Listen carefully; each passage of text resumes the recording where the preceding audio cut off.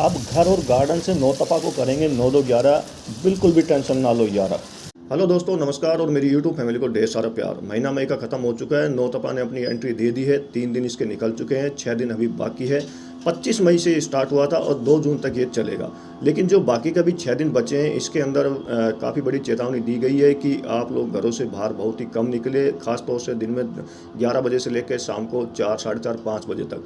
क्योंकि इस दौरान जो टेम्परेचर होगा वो कम से कम भी तो 50 डिग्री सेल्सियस को पार कर चुका होगा। और डायरेक्ट अगर हम इतने टेम्परेचर के अंदर डायरेक्ट हमारा शरीर आता है या हमारे पेड़ पौधे आते हैं तो दोनों को ही बहुत बड़ा नुकसान पहुंचने की संभावना रहती है। लेकिन इतने बढ़े हुए टेम्परेचर के अंदर भी आप देख सकते हैं कि मेरे टेरेस गार्डन के अंदर पूर्ण रूप से ग्रीनरी बनी हुई है और बहुत ही अच्छी फ्रूटिंग होए जा रही है। चारों तरफ आप देखेंगे फ्रूट बहुत अच्छे सेट हो रहे हैं और आप ग्रीनरी देखेंगे तो ग्रीनरी देखते ही बन रही है। देखिए आप कितनी भारी पत्तों के, देखिए कितने गहरा कलर आया हुआ है। टेम्परेचर जबकि मेरे यहाँ का 48 डिग्री पार कर चुका है। अभी सुबह के 9 बज रहे हैं। सुबह के 9 बजे की ये हालत है कि टेम्परेचर 48 पार कर चुका है। उसके विपरीत भी आप देख सकते हैं कि हर तरह की सब्जियों के अंदर जितने भी सब्जी वर्गीय पौधे सभी में बहुत अच्छी फ्रूटिंग हो जा रही है। पत्तों में किसी तरह का कोई इंसेक्ट का अटैक नहीं दिखाई दे रहा होगा आपको। अब अगर आप भी चाहते हैं कि इस नौतपा के अंदर आपका गार्डन सुरक्षित रहे, बिल्कुल हेल्दी रहे, आप खुद भी हेल्दी रहें और सुरक्षित रहें, तो मेरा ये जो आज का वीडियो है आपके लिए काफ़ी फायदेमंद साबित होने वाला है। क्योंकि इस नौतपा से कैसे बचा जाए और अपने प्लांटों को कैसे बचाया जाए और लगातार एक बिग हार्वेस्टिंग कैसे ली जाए, यह मैं आज इस वीडियो के अंदर पूर्ण रूप से दोस्तों चर्चा करने वाला हूं। साथ ही आपको ये बताऊंगा कि हमें खुद को भी पर्सनल अपने आप को इससे कैसे सेफ रखा जाए, जिससे हम खुद भी स्वस्थ रह सकें और हमारे पेड़ पौधे भी स्वस्थ रह सकें। आपने दोस्तों सुना तो होगा, पहला सुख निरोगी काया, दूसरा सुख हमारे पास पेड़ पौधों वाली धन और माया। तो जुड़े रहिएगा दोस्तों, वीडियो पूरी जानकारी से युक्त है। मैं हूं मनदीप और आप देख रहे हैं organic kitchen garden on terrace. मेरे यूट्यूब चैनल पर आपका हार्दिक अभिनंदन है और उम्मीद करता हूं मैं जो वीडियो बना रहा हूं आपको काफी पसंद आ रहा होंगे। तो वीडियो को लाइक करें, ज्यादा ज्यादा शेयर करें और कमेंट करते हुए जो मेरे नए व्यूअर्स है, फर्स्ट टाइम मुझे वोट करे, वह तो सब्सक्राइब कर ही ले। दोस्तों शुरुआत में करना चाहूंगा अपने खुद सेल्फ से। हम खुद सेल्फ नौतपा में कैसे बचे, क्योंकि जब हम खुद ठीक रहेंगे तब जाकर हम अपने गार्डन को संभाल पाएंगे, गार्डन को ठीक रख पाएंगे और बाकी सब चीजों को ठीक रख पाएंगे। पहला सुख निरोगी काया होती है, तो उसी पर मैं बात करना चाहूंगा। नौतपा के इन जो बाकी बचे 6 दिन है, यह बहुत ही खतरनाक दिन होंगे, क्योंकि इन दिनों के अंदर टेम्परेचर जो है वो 50 प्लस जाने की संभावना दोस्तों बनी रहेगी। इस दौरान वार्निंग भी जारी की गई है कि दिन में 11 बजे से लेकर आप शाम 4 बजे तक बाहर ना निकले, सनलाइट के डायरेक्ट संपर्क में ना आए। क्योंकि इस दौरान क्या हो रहा है कि जो सूरज की किरण है वो डायरेक्ट जमीन से टकराती है। बाकी दिनों की तरह नहीं है कि थोड़ा घुमावदार, जब धरती अपने गोलार्ध से अलग चलती है तो उस हिसाब से नहीं होती है। डायरेक्ट सनलाइट अपने अर्थ से टकराती है। तो अब इससे बचने के लिए हमें करना क्या होगा कि हम घर में तो बैठे रह नहीं सकते, बिल्कुल भी हमें घर में रहना चाहिए होगा। अपने काम करने के लिए बाहर भी जाना चाहिए होता है, ऑफिस भी जाना चाहिए होता है, वापस घर भी हम लोग आते हैं। तो जैसे हम बाइक से भी जाते हैं तो करना क्या चाहिए होता है, ये देखिए आपने जो मैंने फुल स्लीव पहना हुआ है। मैं इस तरह जब भी बाइक का इस्तेमाल करता हूँ या अपने पैदल जाता हूँ, किसी पब्लिक ट्रांसपोर्ट से भी जाता हूँ, तो मैं फुल स्लीव वाले कपड़े पहनता हूँ। स्किन का मैक्सिमम भाग हमें इस वक्त ढक के रखना चाहिए, डायरेक्ट स्किन सनलाइट के संपर्क में नहीं आनी चाहिए। दूसरा क्या है कि ये जो कपड़ा जो होता है, ये आपको प्योर कॉटन मिल जाए तो बहुत ही बेस्ट है। सूती कपड़ा ले सकते हैं आप। मैं जैसे सूती कपड़े के अंदर शर्ट आती है, पैंट आती है, आप उनका इस्तेमाल करें, ठीक है। नेक्स्ट क्या हो जाता है कि फुल स्लीव होने से क्या होता है कि हमारे मैक्सिमम शरीर ढका रहता है, तो डायरेक्ट सनलाइट के संपर्क में नहीं आता है और हम थोड़ा इससे थोड़ा बच सकते हैं जब हम बाइक का इस्तेमाल करते हैं या पब्लिक ट्रांसपोर्ट का इस्तेमाल करते हैं, ऑफिस जाने के लिए या हम किसी और काम करने के लिए। दूसरा क्या हो जाता है दोस्तों, दोपहर को ज्यादा हार्ड खाना खाने से बचे। अब जो तेल युक्त खाना होता है, इस तरह खाना खाने से बचे। मैं क्या करता हूँ दोस्तों, मॉर्निंग में सुबह जो ब्रेकफास्ट होता है, मैं बहुत हैवी ब्रेकफास्ट लेता हूँ मैक्सिमम। जैसे प्याज के पराठे हो गए, प्याज के पराठे क्या होते हैं, लू से बचने की क्षमता रखती है प्याज। तो इस तरह के जो हैवी हमें ब्रेकफास्ट करना चाहिए मॉर्निंग के अंदर। पूरे दिन उसके बाद मैं क्या लिक्विड पर रहता हूँ। जैसे ये देखिए, आप ऑफिस जाता हूँ तो मैं अपनी जो नींबू पानी है वो अपना बना के ले जाता हूँ। साथ में अपनी लस्सी भी बनाकर ले जाता हूँ, कुछ फ्रूट ले लेता हूँ और इसी के साथ कुछ सलाद ले लेता हूँ दोपहर के लंच के लिए। दोपहर के लंच को हमें हार्ड बिल्कुल नहीं लेना चाहिए होता है। बाकी का जो पूरा दिन होता है, शाम को आप कुछ भी खा सकते हैं, नॉर्मल जो डाइट आपकी शामिल है। लेकिन दिन के अंदर मैक्सिमम आप लिक्विड चीजें लें, लिक्विड खाने पीने की चीजें लें। जैसे लस्सी बहुत काम की चीज होती है, पूरे दिन आप लस्सी पीजिए। कम से कम भी तो आपको इस वक्त 1 से 1.5 लीटर लस्सी का पूरे दिन में सेवन कर लेना चाहिए। इसी के साथ ही जो नींबू पानी होता है, ये भी आप 1 से 1.5 लीटर पिए। दोपहर के वक्त आप जैसे सलाद है, खीरा है, ककड़ी है, मौसमी फ्रूट है, जैसे अब आम चल रहे हैं या इसके अलावा केला है, इस तरह की चीजों का आप सेवन करें दोपहर के लंच के समय। ज्यादा हैवी भोजन बिल्कुल भी ना करें। इसी के साथ दोस्तों जो नॉर्मल पानी होता है वह भी आपको पीते रहना चाहिए होता है पूरे दिन। नॉर्मल पानी पीने का एक अपना अलग तरीका होता है, जैसे मैं अपने खुद सेल्फ इस्तेमाल में लेकर आता हूँ। कैसे?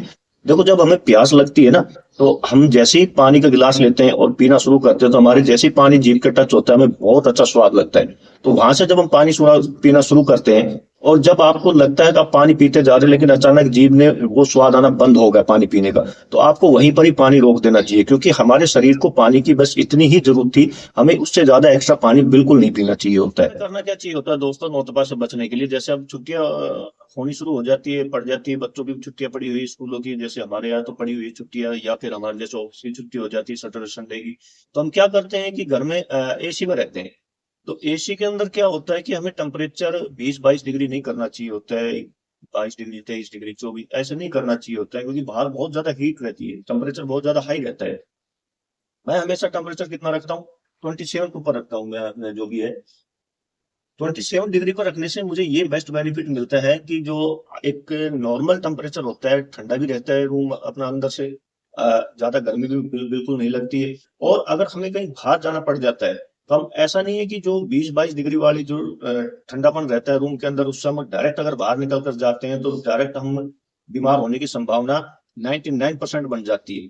बजाय इसके कि जो हम 27-28 डिग्री टेम्परेचर रखते हैं अपने रूम का, और उसके बाद हमें अगर कहीं बाहर जाना पड़ जाता है, तो हम एक बार रूम से बाहर निकलो, नॉर्मल टेम्परेचर में आओ, और जो नॉर्मल जो घर का टेम्परेचर होता है वो करीब करीब उस वक्त आपका 40-42 डिग्री हो सकता है अंदर का। फिर उसके बाद जब आप बाहर निकलते हैं काम करने के लिए, कहीं और जाने के लिए, तो वो जो हीटिंग पावर है वो आपको लॉस नहीं करेगी, बजाय इसके कि अगर आप 20-22 डिग्री टेम्परेचर से निकलकर सीधा बाहर जाते हैं तो। ऐसा करते हुए मैं हमेशा स्वस्थ रहता हूँ इस नौतपा के अंदर। सही बताऊं आपको दोस्तों, आप भी अगर फॉलो करते हैं तो आप भी स्वस्थ रह सकते हैं। अब जब हम स्वस्थ हैं, बिल्कुल निरोग हैं, तो अब हमारे पेड़ पौधे को हम कैसे बीमार होने दे सकते हैं? तो चलिए चलते हैं गार्डन की तरफ। अब हम आ चुके हैं गार्डन में। सुबह के 5 बज रहे हैं, और सुबह के 5 बजने के साथ ही आप देख सकते हैं कि मैं अपने पौधों को सावरिंग करा रहा हूँ, उनको नहला रहा हूँ। अभी करीब करीब 1 घंटे बाद सूरज निकल जाएगा। उससे पहले हमें अपने जो प्लांट होते हैं, जितने भी पौधे होते हैं, उनको सावरिंग करानी चाहिए होती है। मैं डेली सावरिंग कराता हूँ। डेली सावरिंग कराने से क्या बेस्ट रिजल्ट मिलता है कि पौधों में ठंडापन बना रहता है, मिट्टी में भी नीचे नमी तो बनी रहती है, ऊपर से मिट्टी हल्की हल्की गीली रहती है। दिन की तेज़ धूप से मिट्टी सूख जाती है, तो अगले दिन सुबह फिर मैं 5 बजे पौधों को नहलाता हूँ। अब हमें नहलाना कौन से पानी से चाहिए, इस पर सावरिंग कौन से पानी से करनी चाहिए, यह जानना बहुत ज़रूरी होता है। देखो, जैसे हम सर्दी के अंदर जो ज़मीन से पानी निकलता है वो गर्म पानी निकलता है, और गर्मियों में जो ज़मीन से पानी निकलता है वो ठंडा पानी निकलता है। तो हमेशा हमें जो ज़मीन से डायरेक्ट पानी निकलता है उस पानी का इस्तेमाल करना चाहिए होता है। ना कि जो हम लोग क्या करते हैं कि पानी का स्टोरेज करने के लिए जो छत पर प्लास्टिक के टैंक रख देते हैं बड़े बड़े, 1-1 हज़ार लीटर के, उनके पानी से हमें पौधे को कभी भी सावरिंग नहीं करानी चाहिए होती, क्योंकि वो पानी जो होता है गर्म होता है। बेशक वो पूरी रात थोड़ा छाया में रहा हो, जो रात की जो छाया बनी रहती है उसमें रहा हो, लेकिन टेम्परेचर जो पानी का रहता है वो गर्म रहता है। अगर उस पानी से हम प्लांट को सावरिंग कराते हैं तो निसंदेह प्लांट बहुत नुकसान होने की संभावना रहती है। आप देख सकते हैं कि मैं जो डायरेक्ट ज़मीन से पानी निकल रहा है उसकी जो सावरिंग करा रहा हूँ अपने प्लांट को। प्लांट कितने गहरे हरे हैं, बूसी हैं, और इतने भीषण गर्मी के अंदर जो टेम्परेचर मेरे यहाँ का 48 डिग्री चल रहा है, नौतपा रनिंग में है, उसके बावजूद भी सभी प्लांट बहुत ही ज़्यादा हेल्थी और ग्रीनरी के साथ लगातार बने हुए हैं।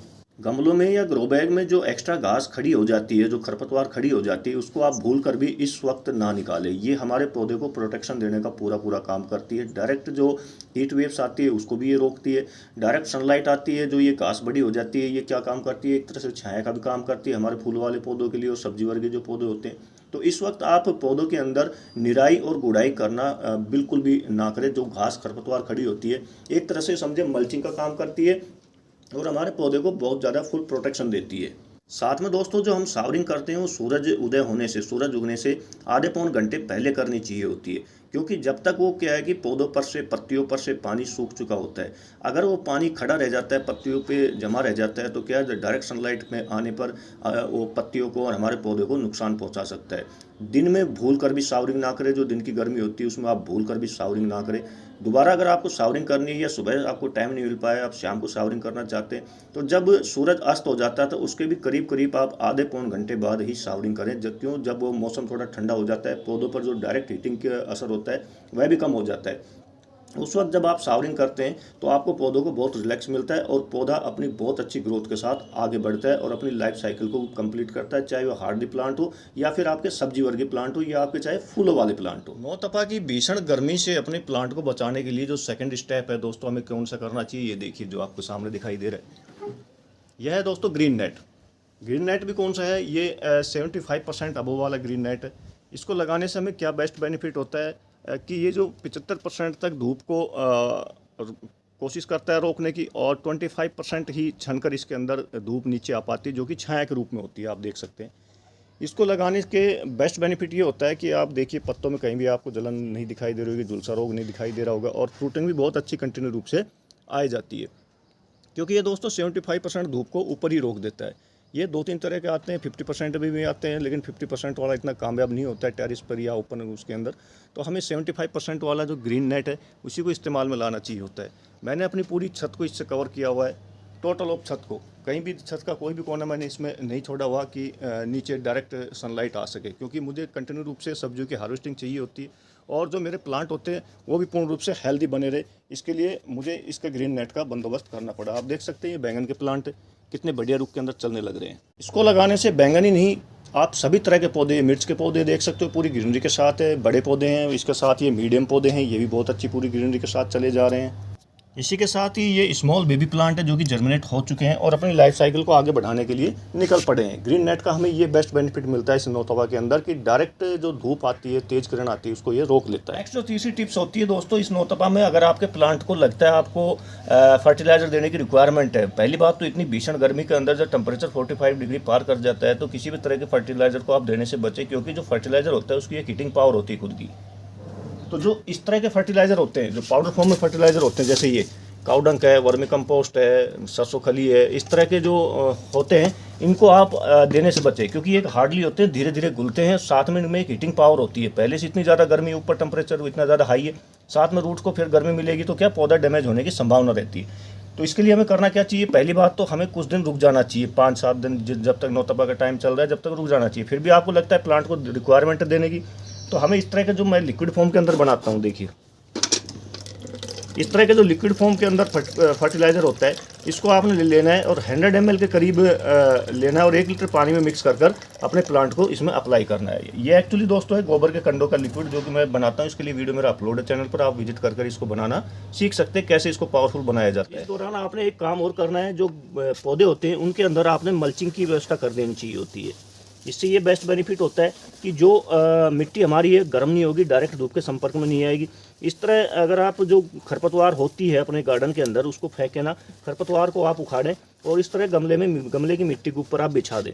इससे बेस्ट बेनिफिट ये रहेगा कि एक तो नीचे मिट्टी में नमी बनी रहेगी, डायरेक्ट मिट्टी सनलाइट के संपर्क में ना आने से क्या सूखेगी नहीं जल्दी, नीचे मिट्टी में नमी बनी रहेगी और पौधा अपनी लाइफ साइकिल को कंप्लीट करते हुए इतनी भीषण गर्मी के अंदर भी खूब ज़्यादा फ्रूटिंग देने की कोशिश करेगा। आप देख सकते हैं कि इसके अंदर कितनी बढ़िया फ्लोरिंग आनी शुरू होगी और फ्रूट भी सेट होना शुरू हो रहे हैं। ये सब कार्रवाई अगर आप कर ले तो निसंदेह आप भी अपने घर पर स्वस्थ रहेंगे इस नौतपा से और अपने पेड़ पौधों को भी स्वस्थ रख पाएंगे और एक बढ़िया बिग हार्वेस्टिंग कंटिन्यू रूप से लेते हुए अपने गार्डन को भी पूरा ग्रीन बना के रखेंगे। तो वीडियो कैसा लगा दोस्तों कमेंट करके जरूर बताइएगा। पसंद आने पर ज़्यादा से ज़्यादा शेयर कीजिएगा। जो मेरे नए व्यूअर्स है फर्स्ट टाइम मुझे वॉच कर रहे हो तो सब्सक्राइब कर ही लीजिएगा। मिलते हैं आपसे नेक्स्ट वीडियो में नई जानकारी के साथ, तब तक के लिए जय हिंद जय भारत दोस्तों।